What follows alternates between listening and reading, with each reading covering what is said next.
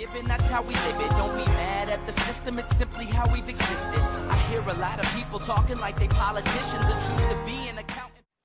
Hello, and welcome to Seek Truth, Speak Truth. Good day to you all. I hope you're enjoying your day on this lovely, rotating, oblate spheroid.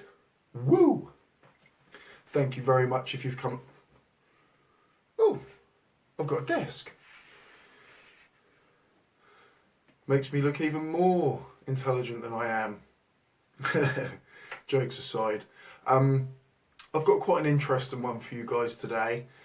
Of course, we're going to prove the globe, and we're also going to talk about my past as a flat earther. Most flat earthers, of course, have to believe that never was a flat earther, employed by the CIA to come and cover this up because you're so intelligent you worked it out. Yeah, right. So a guy, I'm trying to watch some of his stuff. I actually really like him. He's like an old school Brian Cox, Carl Sagan, and I know obviously a lot of people will have heard of him. But I'm watching some of his older stuff, and this video I'm about to show you reminded me of it. But the reason for my video is because I had posted on this Carl Sagan video a year ago about disagreeing with the Eratosthenes experiment, and I was stating this still works on a flat plane, it does not prove the earth is flat, etc. And I think it's just brilliant and funny how somebody commented on this video yesterday, obviously still thinking that I'm a flat earther, etc, etc. It's off my private Facebook, shall we say, so I'll have to blank out my last name, because I'm a CIA agent, so well, even if I give you my name anyway, it's an alias. It's something that, you know, I don't even exist within your normal realms, of course, do you know what I mean? Like, I haven't actually got any fingerprints. I had to do that thing where you burn them. You know, I'm an agent, basically, in your eyes. But yeah, so like I say, this is interesting because a guy came forward and he well, you'll have a laugh when you see what his comment was actually. So I invited him over to the channel, hoping that it will become a good commenter of mine. But he started off obviously wanting to tell me how wrong I was about the shape of our planet. So yeah, I'm going to show you Carl Sagan explaining the Eratosthenes experiment now.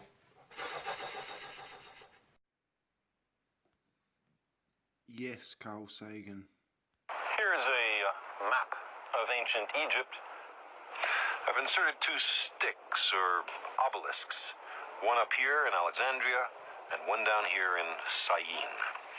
Now, if at a certain moment each stick casts no shadow at all, that's perfectly easy to understand, provided the Earth is flat.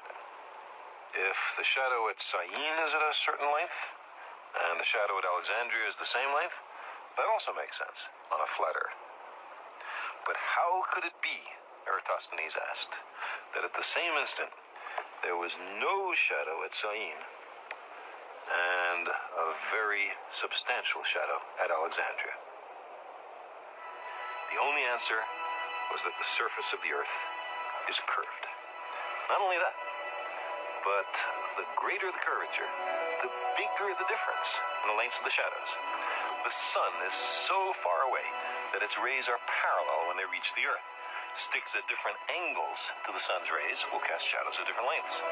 For the observed difference in the shadow lengths, the distance between Alexandria and Syene had to be about 7 degrees along the surface of the Earth. By that I mean, if you imagine these sticks extending all the way down to the center of the Earth, they would there intersect at an angle of about 7 degrees. Well, 7 degrees is something like a 50th of the full circumference of the Earth, 360 degrees. Eratosthenes knew the distance between Alexandria and Syene. He knew it was 800 kilometers. Why? Because he hired a man to to pace out the entire distance so that he could perform the calculation I'm talking about. Now, 800 kilometers times 50 is 40,000 kilometers. So that must be the circumference of the Earth. That's how far it is to go once around the Earth. That's the right answer. Eratosthenes' only tools were sticks, eyes, feet, and brains, plus a zest for experiment. I'll have to certainly look into this guy a lot more. I know I've heard his name mentioned a lot. He's sort of like an old school Brian Cox, I think. So, few sort of months back, year ago, I would have thought that Carl, as Brian, as I thought was a blood-drinking devil worshipper. Now I know otherwise, that they are men with great minds, and it's such a shame that people like you just literally, no. I had one bloke the other night say he didn't even think Eratosthenes even existed, and he was going on about Plato and just all these names and just saying, do you know what? They probably never even existed, did they? You know, and everyone's just, oh yeah, never even existed. It's a shame for humanity, guys. You could be using your minds in a lot better places than an imaginary fairy tale flat planet. It's a shame. But I'm about to show you some proof, a little conversation I got into with a guy on Facebook yesterday, and I'm going to just fully dox myself. So come and find me on Facebook if you want, guys. You know, normal person. If you're on Facebook, give us an ad. Obviously, if you just start trolling the hell out of me, I'll just block you. Do you know what I mean? Like, I don't block people on YouTube, but Facebook, of course, that's like my personal life. And, you know, you're asking for trouble, basically. But, yeah, I'm about to dox myself. My name is... Right, so I am officially doxing myself right here and right now. My name is Craig Brian Pennock, and I'm just a normal bloody guy like you that fell for flat earth, but I realised it was wrong. I'm not an agent. I do not work for NASA. I wish I did, to be honest. I wish I did. And I find it funny, actually, that you do think that of me. And it is just hilarious. I wish I did. So this was me on talking about the very video we've just watched. Why is stuff like this still shared by science channels like it's proof? It has been shown time and time again that this experiment still works on a flat plane. I like Adam Reel's comment there. Give me what Craig's on. I'm not foolish enough to vote. You honestly think your amazing privilege ticking a box every 4 years makes a difference? I was anti everything. And you know what? I think next time I get a chance to vote, it will be the first time in my life at the age of 33 that I actually vote. Because I'm sick of it. I'm sick of the way our country's run. But I don't stand by that your vote doesn't mean anything, because it does. We as people do count. I'm the idiot. A round ball cannot reflect light in this way. The angle of incidence is not enough. I was just making words up there. I think again I'd heard Eric Jabay say that. I had no idea what that even meant. Unless the sun is local. You are out here touting pseudoscience. I work with facts. Oh my God. It's embarrassing. It is embarrassing. Yeah, and then this guy here, Andrew Burt, who stepped in. I'll read it out. So if you're right, then why can't we see the sun at night as a dim light shining down on the part of the earth it's above? I mean, if it's only 10,000 miles up or even 1,000 miles above, which would mean it would be no more than a few thousand miles away, why can't we see it off in the distance as a dim light shining down? And again, that comment destroys flat earth. Absolutely destroys flat earth. Andrew carries on, but then wouldn't it make it impossible for us to ever have a pitch night time, pitch black? It would. It really would. If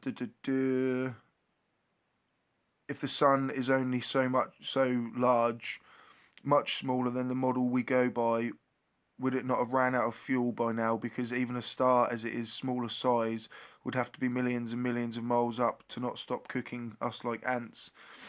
This is going really deep. Obviously, to a flat earther, they'll say, well, we don't even know what the sun is. Nobody knows what the sun is. A stupid question. How would we know what the sun is? So they wouldn't even got to the question of how that sun is actually being fueled. They just say, I don't know. It hasn't been discovered. Oh man, what a blast from the past. I am no longer a flat earther. Ha ha ha. Oh Lord, this is embarrassing.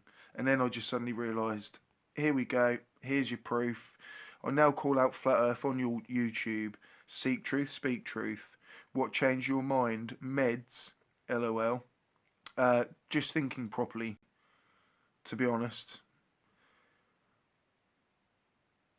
Well, if this is a tale of once you post stuff, it's out there and on the wind forever. But I'm glad, actually. I'm very glad. I'm actually glad of it, to be honest, as all flat earthers now think I'm a CIA agent, crisis actor, trying to hide the globe, haha. This is my new video for tomorrow. I said about hiding his name, but I don't think he was actually bothered by it, to be honest. Yeah, CIA, get all the blame when the truth is it's us at MI6.